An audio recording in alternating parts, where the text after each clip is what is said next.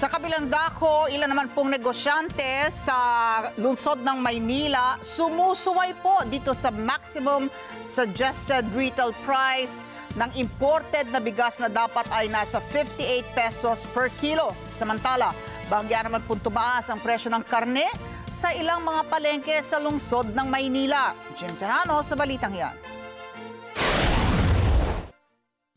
Sa ginawang special price and monitoring ng Department of Agriculture at Department of Trade and Industry, ilang tindahan sa trabaho, public market sa Sampaloc, Maynila, hindi pa rin sumusunod sa itinakdang presyo ng bigas o ang tinatawag na maximum suggested retail price na 58 per kilo. Sa kanilang pag-iikot, naglalaro sa 60 hanggang 65 piso ang kada kilo ng bentahan ng bigas sa nasabing merkado.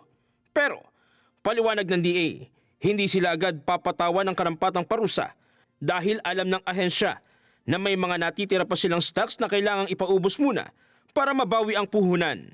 Kailangan na nila magre-negotiate doon sa kanilang mga supplier kasi dahil meron ng MSRP ngayon, kasi i-review ito in 2 weeks, dapat immediately mapag-usapan nila yung mga stocks at sa susunod hindi na talaga pwede na may makita kami na ganitong mataas, lalo na yung 60 hanggang 65. So, we'll give them enough time to renegotiate yung kanilang mga stocks na ngayon at saka doon sa kanilang supplier. But eventually, in 2 weeks time, we will have another round. Sa kabila nito, nagbabala naman ang kagawaran ng agrikultura sa mga di susunod sa ipinatutupad na mandato ng pamahalaan.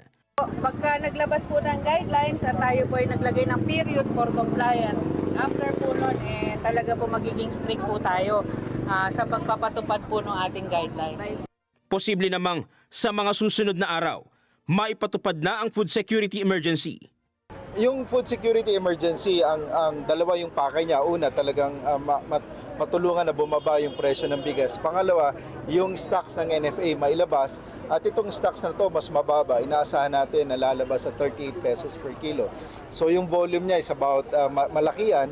So may epekto yan sa pagbababa ng presyo. Oras na lumabas ang resolution, posibleng maipatupad na ang food security emergency bilang tulong sa pagbaba ng presyo ng bigas sa mga pangunahing pamilihan. We're checking it now kasi we also have to give time sa DA, due diligence para sa review at as pronounced by the Secretary, pag na-review na mabuti, then he will make the necessary action as soon as possible. Samantala, napansin rin ng DA ang presyo ng ilang pangunahing bilihin gaya ng karne na may kataasan ng presyo sa ikinasang inspeksyon kahapon.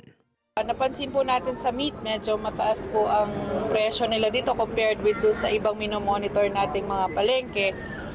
Ini-explain po, tinitignan po na baka meron pong epekto yung sa renta or something. Yun po yung titignan natin. Batay sa price monitoring ng DA, naglalaro sa 230 pesos hanggang 280 pesos ang kada kilo ng pork kasim, habang nasa 270 pesos hanggang 350 pesos ang frozen liempo at 370 pesos hanggang 450 pesos naman ang pork liempo. Jim Tejano, para sa mata ng Agila, matatag, matapang, matapat.